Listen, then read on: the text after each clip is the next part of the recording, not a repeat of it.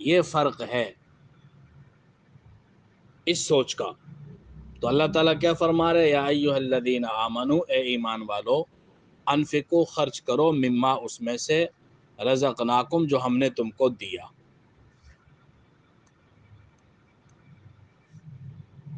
من قبلی، اس سے پہلے، ان یاتیا، کہ آ جائے، یومن، وہ دن، لا بیع، کہ کوئی خرید و فروخت نہیں ہوگی، فیہ، اس میں، ولا خلۃ، اور نہ کوئی دوستی ہوگی، ولا شفاعت، اور نہ کوئی سفارش، والکافرون هم الظالمون، اور کافر ہی ظالم ہے۔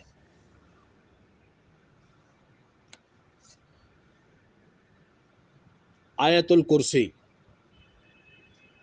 اگلی آیت آیت کرسی کہلاتی، قرآن پاک کی سب سے عظیم آیت مبارکہ،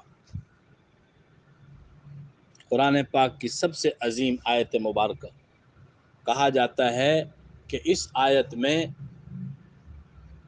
اسم اعظم پایا جاتا ہے، اس آیت مبارکہ میں اسم اعظم پایا جاتا ہے، اور ایک ہی آیت میں 17 مرتبہ اللہ رب العزت کا تذکرہ آیا ہے۔ اللہ رب العزت براہ راست یا بواسطہ ضمیر، اللہ رب العزت کا ایک ہی آیت میں 17 مرتبہ ذکر ہے، اور قرآن پاک کی سب سے عظیم آیت مبارکہ آیت الکرسی، کرسی کا تذکرہ ہے اللہ تعالیٰ کی کرسی کا، اس لیے اس کو آیت الکرسی کہا جاتا ہے۔ ساتوں آسمان اور ساتوں زمین کرسی مقابلے میں ایسے ہیں کہ جیسے کسی بڑے میدان کے اندر 7 درہم ڈال دیے گئے ہوں، 7 سکے ڈال دیے گئے، اتنی بڑی ہے اللہ رب العزت کی کرسی، پھر اللہ رب العزت کا عرش، اور پھر اللہ رب العزت کی ذات اقدس۔ اللہ کی ذات جسم سے بھی پاک ہے، زمان و مکان سے بھی پاک ہے۔ کیسی ہے؟ کما یلیق بشانہ، جیسے اس کی شان کے لائق۔ یہ ایک آیت مبارکہ اگر انسان اپنی زندگی کا اسے حصہ بنا لے، دنیا جہان کی کوئی چیز انسان کو نقصان نہیں دے سکتی، شرط یہ ہے کہ اہتمام کے ساتھ اس کو اپنی زندگی کا معمول بنا لیا جائے۔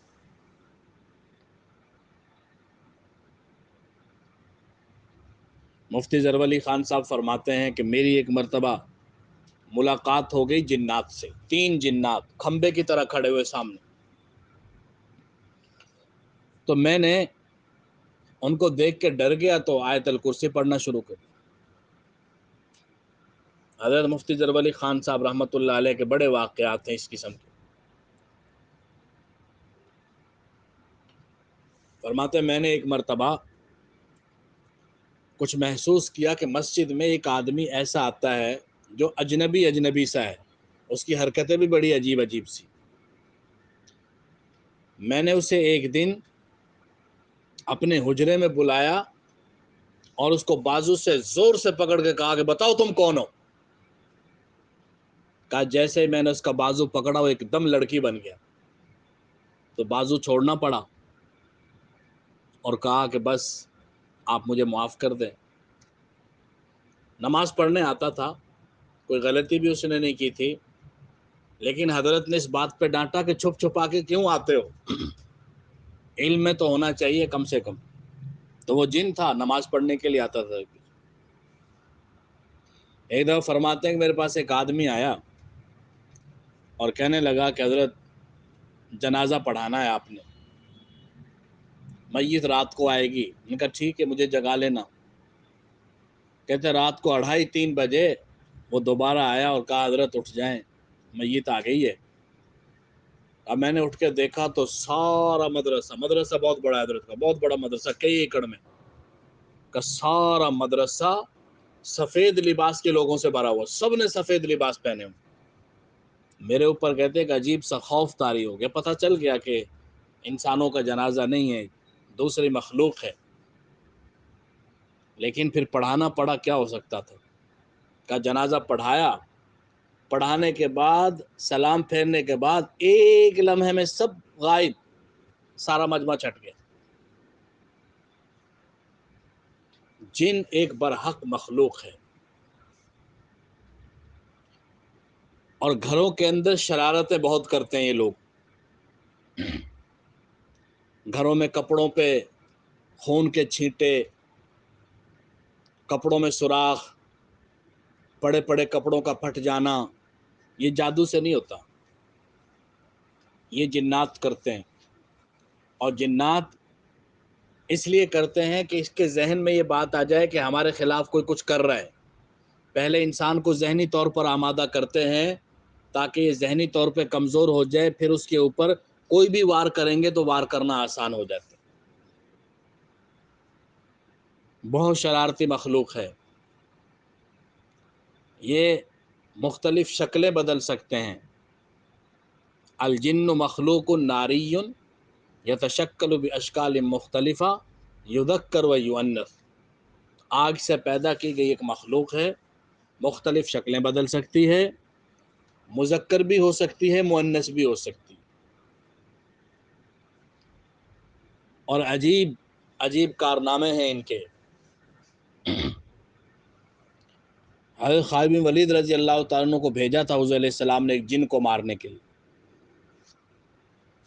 آپ نے فرمایا فلاں وادی کے اندر ایک جنی عورت چڑیل رہتی ہے، بہت خونخوار خطرناک قسم کی، اس کو کون مارے گا؟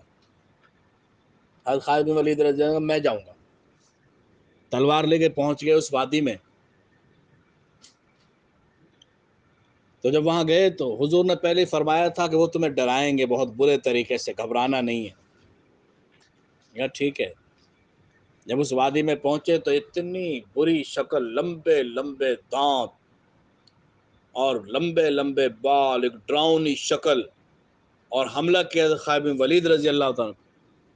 تو خالد بن ولید کہاں ڈرنے والے تھے، وہ کہنے لگی کہ ہم ہزاروں سال سے یہاں رہتے ہیں، تم کیوں آئے ہو یہاں پہ؟ نکل جاؤ ورنہ ہم تمہیں مار دیں گے۔ ہزاروں سال سے ہماری یہاں نسلیں رہتی۔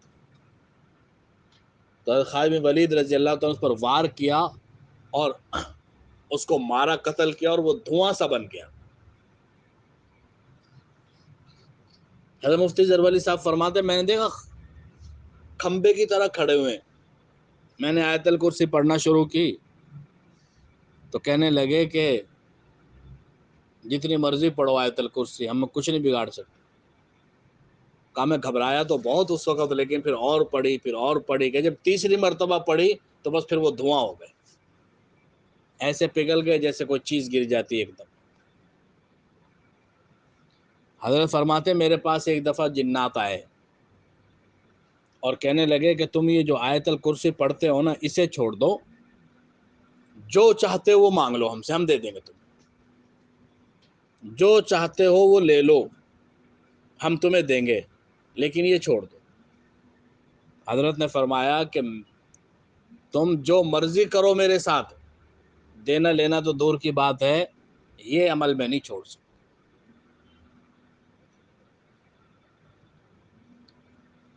اور حضرت فرمایا کرتے تھے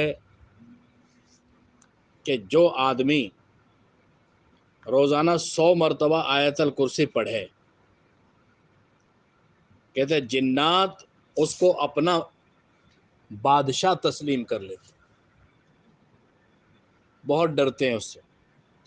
لیکن دیکھیں یہ اگر کرنا ہے تو پھر معمول پکا ہونا چاہیے، یہ نہیں ہے کبھی پڑھا کبھی نہیں پڑھا، کبھی ہوا کبھی نہیں ہوا۔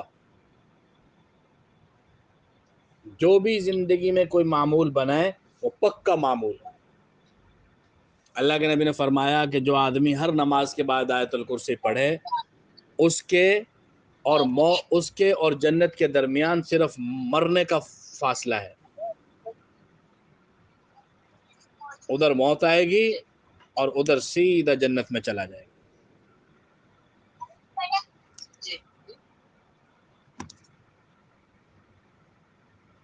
ادھر موت آئے گی اور ادھر سیدھا جنت میں چلا جائے گا۔ بہت واقعات ہیں آیت الکرسی کے حوالے سے، جب اللہ کے نبی نے خود اسے قرآن کی سب سے عظیم آیت قرار دیا ہے تو اندازہ لگایا جا سکتا ہے کہ یہ کتنی عظیم ہوگی. یہ میوٹ کر لیں آپ لوگ.